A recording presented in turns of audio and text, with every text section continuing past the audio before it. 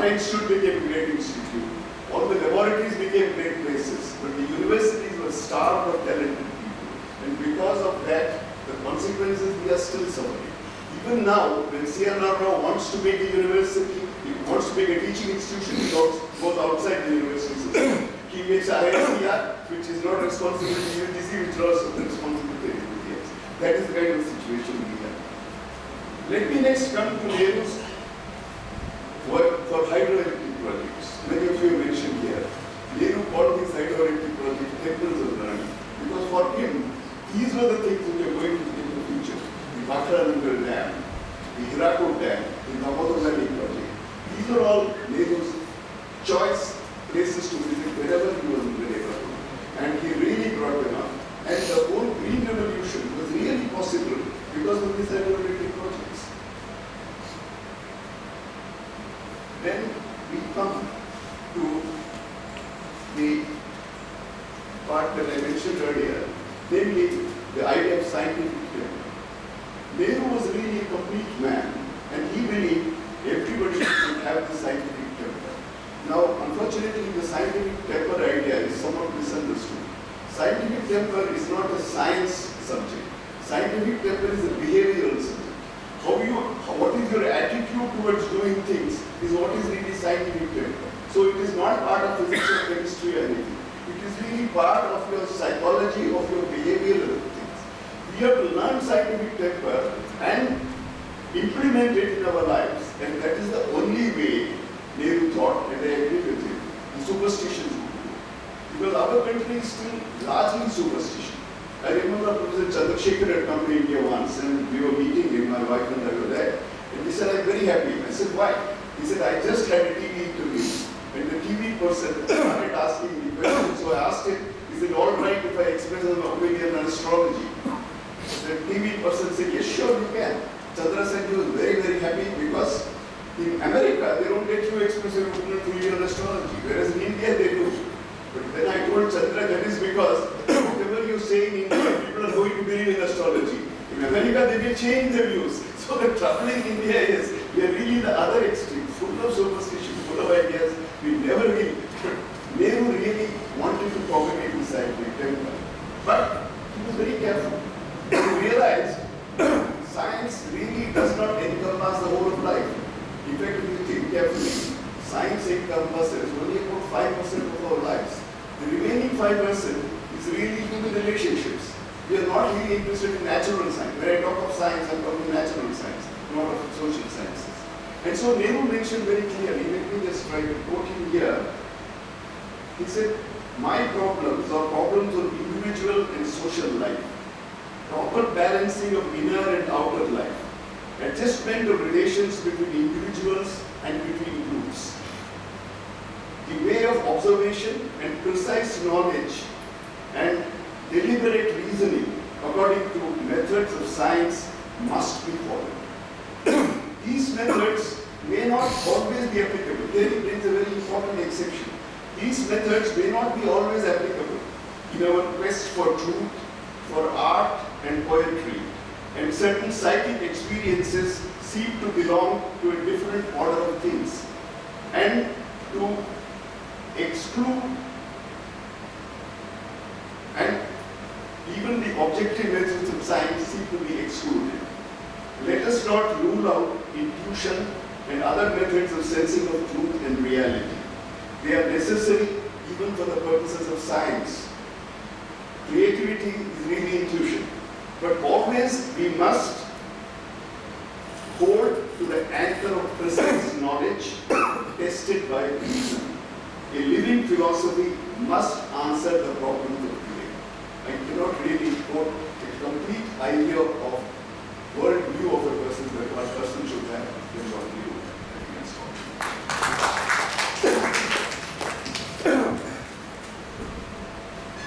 Thank you very much.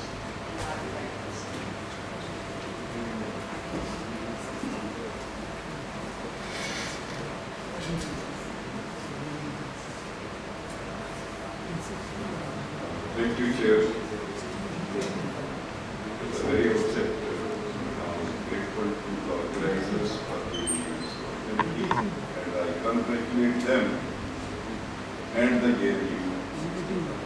At least remembering their which has been very tough in the history, it is minus in the public debate and economic discourse for the last about 35 years. Nobody talks about Darwinian economic philosophy and the foundations which were laid down by them during their period. As if India's economic development story or growth story starts from 91 on. It's very strange. And being a student of economics, I would like to share that wherever I participate in national, international seminars, particularly national seminars, no economist, no talks of them as it Nehru is funded. This is very partly of the situation. And most people criticize Nehru without proper contextualizing Nehru, without proper reading Nehru, without understanding. Now, I'm saying this with all responsibility that we do not contextualize them. And when we criticize, we do not undertake critical appraisal. It's either criticism or evaluation. Two extremes. Critical appraisal is first. Friends, having said that, when I say contextualization, what was India on the eve of independence? For about 200 years, it was looted and exploited by colonial power. And by 1880s, India was completely deindustrialized and deurbanized. And the growth rate of Indian GDP during the first half of the 20th century was hovering around 0.8%. The growth rate of per capita income was between 0.4% to 0.2%. India was beleaguered in the low growth, low development syndrome, poverty, vast illiteracy, and whatnot. And of course, my friend earlier focused on orthodoxy also. My friend Desai has focused on economic parameters. Yes, the world was passing through Great Depression. Just 1 decade before when Nehru took over as first Prime Minister. Keynes said laissez-faire policies already yet, though he was a strong supporter of capitalism. The developed countries of those days were coming back to public sector. And what was wrong and what were the options with Nehru and his colleagues to go in for mixed economy, planning, and public sector and commodity rights? Are you able to understand? And what was the capacity of the Indian private sector at that time? Could Indian private sector build the type of infrastructure, both physical, economic, and social, which the country built during the Nehru era? And remember Bombay Plan, where all the industries were there. The Bombay Plan emphasizes that Indian heavy and basic industry should be developed in the public sector. R&D was promoted in the public sector. And now here the private sector of the today, since 90s, new avatar of the development agenda and development strategy. We are boasting that now private sector has come of age and there is no need of state or public sector. But when we have crisis, we go back to state. Indian industry today is availing 5.25 lakh crores as incentives, which is that industry. It's all private corporate industries. And Nehru was aware that state may not be hijacked by private greed and private profit. Unfortunately, from 90s onward, there is a gradual and now a fast movement towards hijacking state by the corporate private greed and profit. From mid-90s, the share of corporate income increased by 13 percentage points from 12% to 25%. 12% to 25%. No, but and we are opposing corporate social responsibility for the last 25 years. It's only now that Indian Companies Act of 2013 brought in one class of corporate social responsibility, and when it was becoming an obligatory, the corporate opposed, and it could not become obligatory. Only thing which that 2% of the profit will be invested on this is not obligatory, but the corporate company will explain why they could not. So friends, when we talk of this, Professor Desai very aptly pointed out the growth rate. Transition of Indian economy from less than 1% growth rate to 3.5% annual average growth rate during the next 25 years as compared to the first 50 years is not a small achievement by any parameters. And China's growth rate was lower at that time than India's growth rate. Developed countries' growth rate was also not high, on the high side than as compared to India's growth. So, even if you take economic parameters, what Nehru did wrong, that is the point of debate, and that should be the point of debate. Alternatively, could we build the economic, social, physical infrastructure and the substrate which we did during Nehru regime and Nehru era? Nehru dies in 64, but Nehru era continues up to 1990. Of course, mid-80s was 55. So friends, in this context, I will not take much of your time, only 2-3 more minutes, otherwise we are too late. Now, in fact, this transition, if you compare the growth rate from 1951 to 64, it's 4.1%. From 1951 to 75, it is 3.5%. Only in 80s we depart from the so-called incubator growth. So, this growth rate and the kind of infrastructure which had quite a long gestation period, and now we are enjoying the fruits. And on that strength, the Indian economy has started growing, not because just we gave free hand to the markets. And my next question is that can a country like India, where still 77% of Indian population is living up to 20 rupees a day, where agriculture's share of income has come from 15.5% to 55% workforce, where 93% of the workforce is in informal sector, without any social security or social protection. Can we leave everything, our management of the economy, to the free labor market forces? This is another important question. And if we leave, then we will have to answer the call of the next legs. 260 districts in India are under their influence. Degree varies. The kind of inequality and the kind of development paradigm which we have been constructing since 1991, can we sustain on this development paradigm?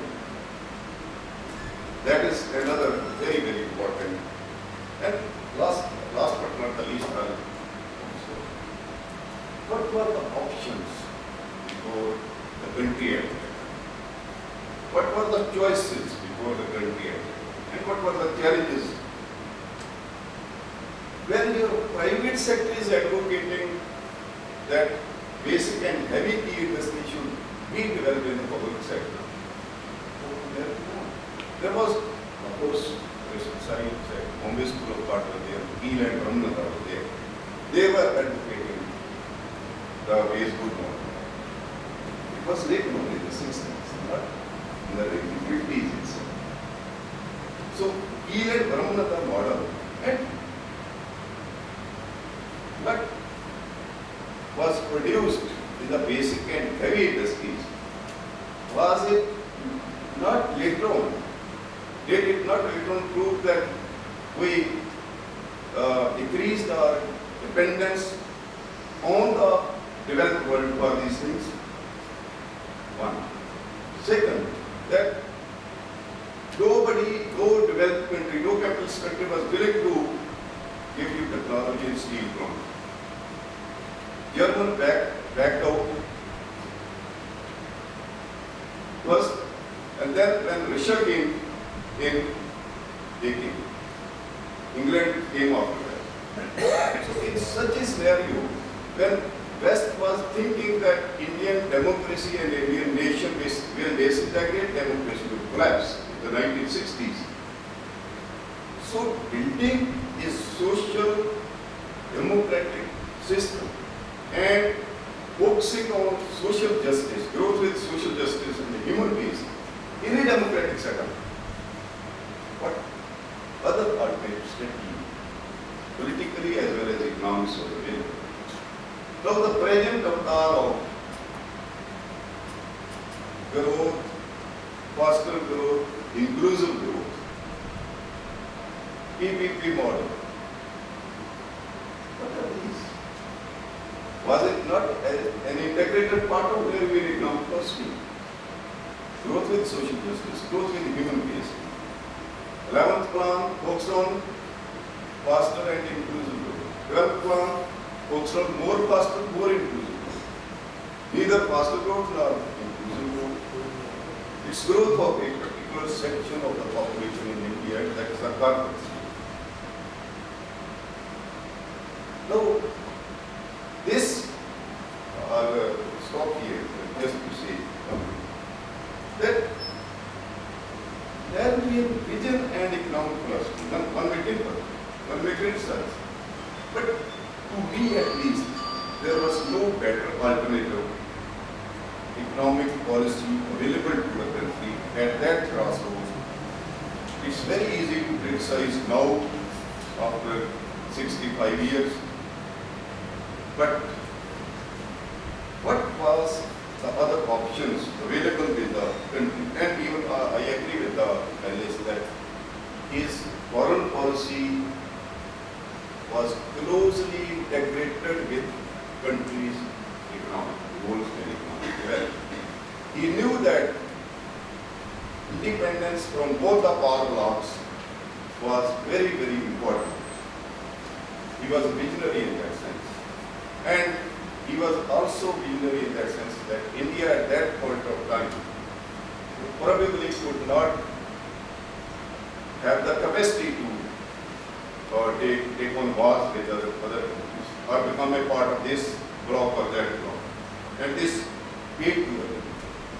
So, friends, it is very easy to criticize now, but again, this Nehruvian economic philosophy was not only and only of Nehru. It was ingrained in the 20 years of the struggle for independence. The 1931 Karachi Congress session, the 1938 National Plan Committee, and the 1956 Awadhi Congress session, 1948 Industrial Policy, 56 Industrial Policy 1. And it was a consensual policy. Nehru had to fight with different forces, both communal right and left, and he managed to see. So today, it's very easy to exercise. But had any one of the present leader in place of them, what would they do and what would they not do? That is, thank you.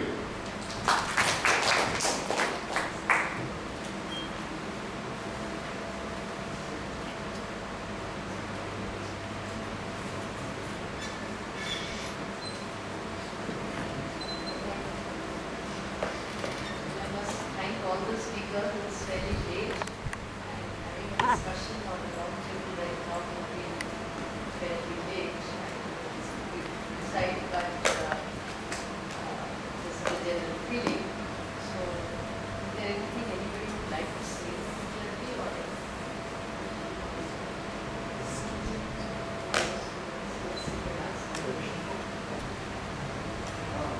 What exactly they were trying to do in order to reduce the communalism at the ground level, as in trying to bring various communities together, rather than just pro uniform preservation or special plans. What was the ground level activities conducted by Nehru for bringing various communities? I just mentioned one of them. Textbooks. The whole textbook project as part of the project of national integration which Professor decided on. This was undertaken with a way, with the intention of knitting together and to bring out the diversity.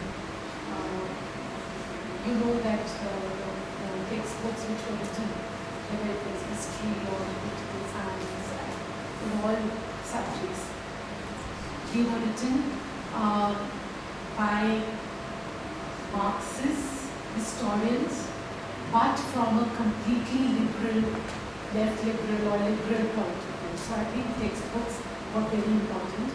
I think for him, Gandhi was the quintessential Padyatra person in the sense of going to market, going from village to village, holding the hand of a person. Nehru's style, as I said, was more to educate. So the second thing I just mentioned is very easy to access, and I think nothing that we can see parallel to this in any other country. Nehru's letters to his chief ministers. I recommend to everybody to just read those. I mean, it's amazing how every fortnight Nehru is writing. Sometimes he's lecturing, sometimes he's educating, but he's writing to his chief ministers, telling them what to do, must do. And a lot of those are about what to do with communalism. So there's a lot that is done. And third, and I'll absolutely stop here, is the way in which the entire rehabilitation of refugees was undertaken. Absolutely amazing, and done in a way in which, whether it was the creation of Faridabad or Nilokheri, this kind of marrying, bringing in people, having industry there, or just the way in which refugees were integrated without, in a way in which the minimum possible bitterness against the other community was there. I think this is not even been studied so far. We just only looked at the tip of the iceberg. People talk about how the Chinatown grew so much and all that. I think we haven't seen how positive the entire rehabilitation was. That was really bringing communities together. How do you knit the refugees who came in from West Pakistan, how do you knit them into a Delhi which has lost its Muslims or which still has some Muslims? How do you knit it together? Stupendous exercise. I think in those letters there's a lot of land reform. He was very concerned about that. He constantly wrote. I think there are records of the Kingsway camp in North Delhi. I know somebody who worked there. And then he has a lot of old photographs of Nehru walking through Kingsway camp. He used to make a tour of all the camps in Delhi to see how the refugees were doing. There are a lot of records of that.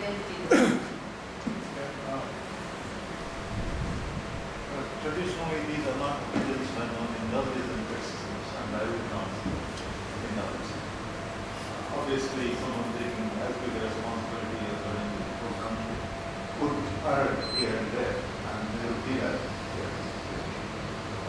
most enlightening and heartening was to hear Mr. Minister today on the early ideas of Federation of Nations that our leaders have. I am really very proud that someone among our leaders has thought of it. And this is inevitable. It may not happen today or tomorrow, but eventually the civilized world will confederate itself and coexist like one global nation. This doesn't mean market-driven globalization of the kind that we are doing right now. I do find even conflicts in Chacha Nehru. I wept on 27th May 1964. I was already adolescent and grown up enough to feel what the kind of loss that the country was suffering. But when I grew up more, I did look back. I did see that the family, which was at the tone of scientific temper and secularism and whatnot, was very exhibitive of its belonging to a certain class, and so on. These things should not be forgotten. It has been very exhibitive on African square. It should have done otherwise. I'm sorry to have to say that, but nevertheless, the idea of coexistence as a confederate worldwide nation, I think that is something to carry forward beyond May the 50th anniversary passing away of Nehru. We launched in that direction. I would be I would probably volunteer also to respond. Thank you. Okay, then I think that's the last one.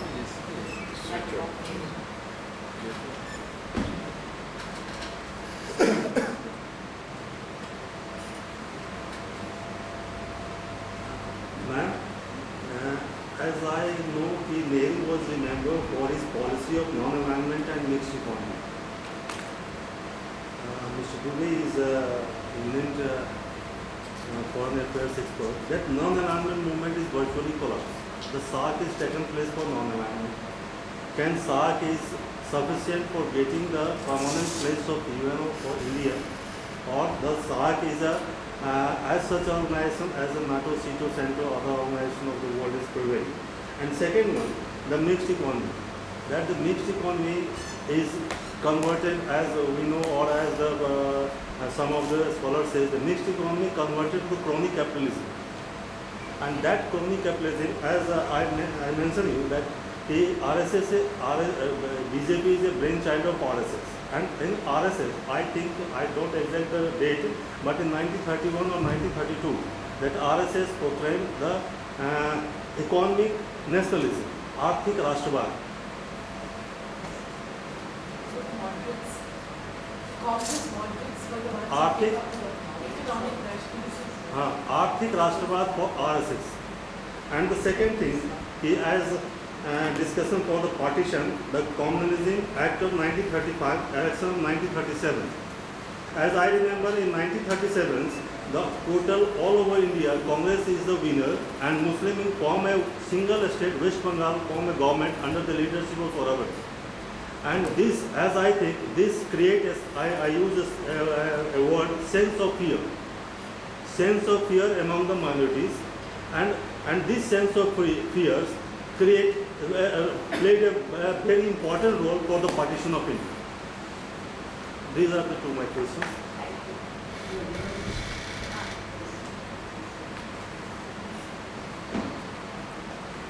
I think if one to understand Nehru, we have to, we can put that wrong. Switch up. We have to take a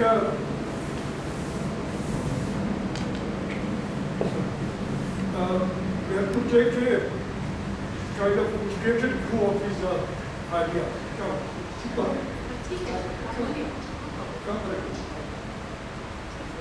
Firstly, that is his idea of the international order.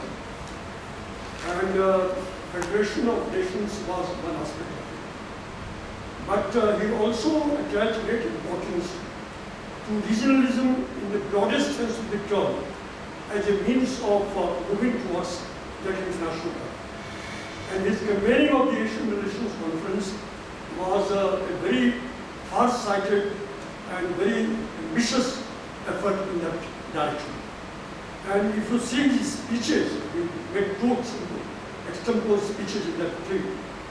Almost all his concept of world order, the way he wanted to see India playing a role in that, he wanted to see developing countries play a role in that, are explained. And he wanted a pan-Asian kind of institution to emerge out of that. It did not happen because of the prevailing situation in the world at that time, particularly in Asia. Now, the present form that economic cooperation in the world has taken is, again, stands on a different footing. Regional economic groupings, economic integration movements, free trade agreements, and they are not either replacement or contradictory. They have their own rationale. They are related to contemporary realities. So I think that we have to look at this issue in totality to understand Nehru's contribution. Thank you. Just half a minute. I think we should. Yes. In fact, regarding crony capitalism and its relationship with mixed economy, I think this is not tenable during Nehru period. And even after that, several commissions, monopolies and restrictive trade practices commission was there to this. But the crony capitalism is more talked about during the post-Nehruvian era rather than the Nehruvian era. I think all good things must come to an end, and we are all always available as colleagues for discussions which can go on. But I think it's been an extremely interesting afternoon, and I think we can all agree that Nehru left a very powerful imprint. The Nehruvian idea has survived and has had an impact on everything that this country has done, whether it's social, political, and economic. And even if, the fact that even if we don't have real socialism, socialism as an idea was a very powerful idea, and even today is not dead. Even those who talk about the market have to contend with it. Similarly, a lot of his political ideas, the institutions he built. So I think a lot of what has been discussed today is the legacy of Nehru and what he has left behind, how it has affected the country, how it built the country. I think one very important aspect that evolved was integration. Both physical integration of the country, its emotional integration, the idea of India, as we said, cultural integration. I'm just tempted to say one thing because I recently did some reading on it. Nehru was not interested in forming linguistic states. He was afraid of a variety of things. And so he said we must have large blocks. We have an eastern bloc where you have Bihar, Orissa, Bengal together. And of course there was immediate opposition to it. And then of course Gujarat and Bombay, because he said, one big economic bloc and so on. He said this will cut all kinds of politics and it will be good use of resources and planning and so on. And then he created zonal councils and all. So he had a very good idea of how to put the country together. So I think this whole idea of integration somehow I felt was central to what everybody said, that in various ways the country was brought together and we were able to survive as a country, because if you remember what Sally Harrison wrote in India, the most dangerous decades, they gave us some 2 decades and then we were disciplined.